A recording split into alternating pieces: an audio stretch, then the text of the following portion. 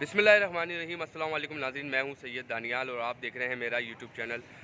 नाज़रीन, पूरे पाकिस्तान में जो है वो गैस का बुरान है और ख़ास तौर पे अगर मैं कराची की बात करूं, मैं कराची का जो है वो मैं बिलोंग करता हूं। तो कराची में बहुत बदतरीन सूरत हाल है गैस की। किसी की घर के अंदर जो है वो गैस होना जो है इस वक्त जो है एक नायाब हो गया कि किसी घर में अगर गैस आ रही हो तो नाज़रीन पूरे शहर ने जो है वो सिलेंडर का इस्तेमाल करना शुरू कर दिया है।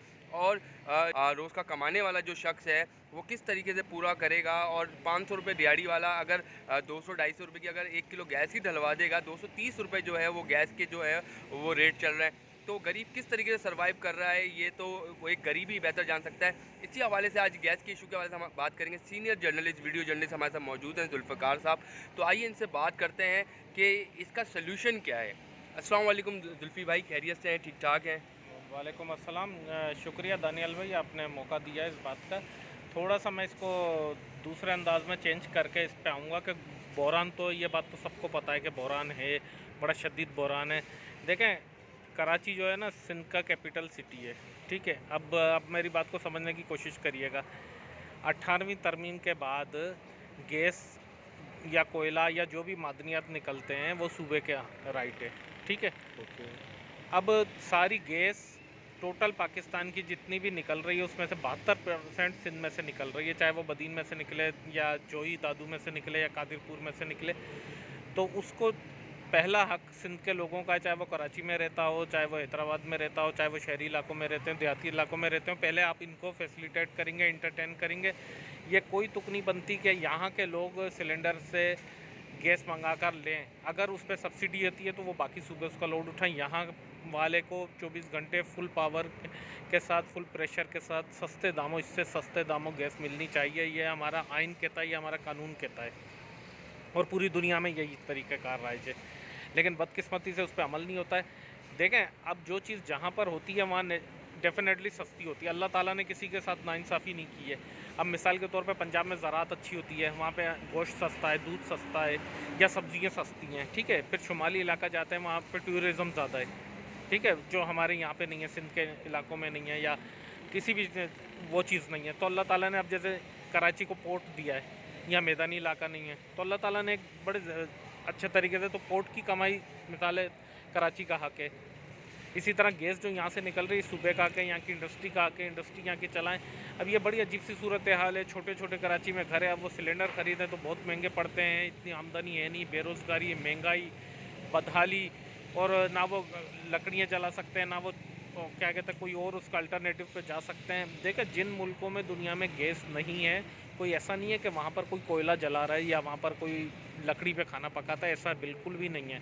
कोई ऐसा नहीं है कि सिर्फ कोई दुनिया में हमने बहुत बड़ी तरक्की कर ली कि हम गैस से खाना पका रहे हैं। ये तो खुद रिस्की अमल है गैस भी। लेकिन हमारे पास बेहतर मौके नहीं है। वहाँ इलेक्ट्रिक के चूल्हे होते हैं बेहतरीन किस्म के, बेहतरीन मयार, इलेक्ट्रिसिटी बहुत सस्ती होती है और वहाँ पर ये तसव्वुर भी नहीं किया जा सकता कि लाइट जाएगी या कोई कमरा बगैर एयर कंडीशनर के होगा। वहाँ पे एनर्जी इतनी सस्ती है। हमारे साथ जुल्म की इंतहा की है। हमारे पास हर कोयल में इतना सारा कोयला मौजूद है जिससे हम गैस बनाकर यहाँ पर मौजूदा बिल से आप 10% कम पे दे सकते हैं, बिजली भी और गैस भी। लेकिन अफसोस ये है कि हमारे में वो नीयतें नहीं है, वो विलिंग नहीं है अच्छा जिसका। जुल्फ़ी भाई, मैं आपकी बात काट रहा हूँ माज़रत के साथ। या आपको नहीं लगता कि हम पिछले दौर में चले गए हैं? जैसे पिछले दौर के अंदर जो है वो लकड़ियों के ऊपर जो है वो खाने पकाए जाते हैं। आज भी गांव के अंदर जो है देखा जाता है कि लकड़ियों के ऊपर जो है हांडी पकती है और रोटियां बनाई जाती हैं। और दूसरी बात आपने की कि हम गैस की लड़ाई को अगर छोड़ के हम इलेक्ट्रिक की तरफ आ जाएँ, लेकिन उसके अंदर उस गरीब आवाम का क्या कसूर है जो वो उसकी अप्रोच ही नहीं है। वो एक्सपेंसिव जो है वो ख़रीद ही नहीं सकती। 15,000 रुपये का आई थिंक जो है 15,000 का वो चूल्हा है इलेक्ट्रिक। तो वो गरीब आवाम क्या करे अगर वो चूल्हा जो है वो प्रोवाइड वो ख़रीद नहीं सकती, तो लकड़ियों पे बनाने भी मजबूर है। तो क्या कहेंगे इस हुकूमत को और इस आवाम को क्या करना चाहिए? देखिए, रोना तो पूरे मुल्क में चल रहा है, पूरे शहर में चल रहा है गैस का बुरान, तो पूरे मुल्क में है, पूरे शहर में है। लेकिन सल्यूशन जो है जुल्फ़ी भाई कोई नहीं बताता कि सल्यूशन क्या है। तो आप क्या समझते हैं कि क्या सल्यूशन है इस गैस इशू का और इस बुरान का? देखें, ये जो आपने कहा ना कि पिछले दौर में हम चले गए, ये आधी बात सच है, आधी बात इसमें मैं झूठ तो नहीं कहूँगा लेकिन एग्री नहीं करूँगा। उसकी वजह ये है कि जो पिछला दौर होता था उस ज़माने में हमारे घर बहुत बड़े होते थे, ठीक है। उस ज़माने में ट्रैफिक नहीं होता था, ये छोटे क्वार्टर नहीं होते थे, फ्लैट सिस्टम नहीं था, उस ज़माने में ग्रीनरी होती थी।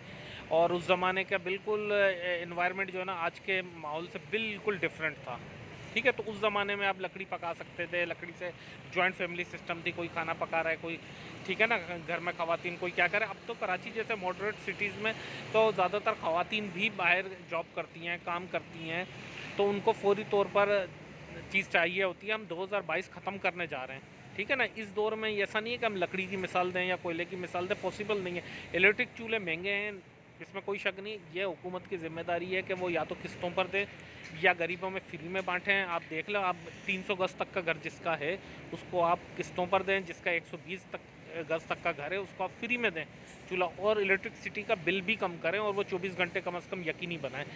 तो ये मसले का हल है। ऐसा नहीं हो सकता। देखें, ये आवाम का मुल्क है, किसी हुक्मरानों का मुल्क नहीं है, किसी अशराफिया का मुल्क नहीं है। और वो आवाम ही कमाती है, जिससे ये सारे टैक्सेस के पैसों से पूरा, चाहे वो काबीना हो, चाहे हमारे जज साहब हो, चाहे हमारी फ़ौज हो, चाहे हमारे सिविल इदारे हों, चाहे सिविल ब्यूरोक्रेसी हो, सारे जो उनकी सैलरीज जो एक्सपेंडिचर जितने भी चलते हैं वो आवाम के पैसे से चलते हैं। गरीब आदमी मेरे और आपके जैसे के टैक्स से चलता है। बहुत शुक्रिया जुल्फ़ी भाई, लेकिन आपने एक बात बहुत अच्छी करी कि जो गरीब आवाम है उनकी अप्रोच से जो है दूर है इलेक्ट्रिक चूल्हे, लेकिन ये हमारे हुकूमत का काम बनता है। आपने बहुत अच्छी बात करी कि हमारे हुकूमत का काम बनता है, जिस तरीके से आप स्कीम आवाम के लिए निकालते हैं, बेनज़ीर इनकम सपोर्ट प्रोग्राम, बहुत सारे इस तरीके के प्रोग्राम जो है आप लेके आते हैं। तो इस बुरान के अंदर, गैस के अंदर जो है, जो गैस के बुरान के अंदर हुकूमत को चाहिए कि आवाम को कुछ फैसिलेट करे, या तो चूल्हों के जो गैस के जो इलेक्ट्रिक जो चूल्हे हैं उनके अंदर जो है वो पैसा जो है वो कम किया जाए, रिलीफ दिया जाए, या तो आवाम के लिए कोई ऐसी स्कीम निकाली जाए, या तो इलेक्ट्रिक के अंदर कोई सहूलत दी जाए ताकि ये गरीब आवाम 2 वक्त की रोटी अच्छे तरीके से खा सके और अपने घर को चला सके।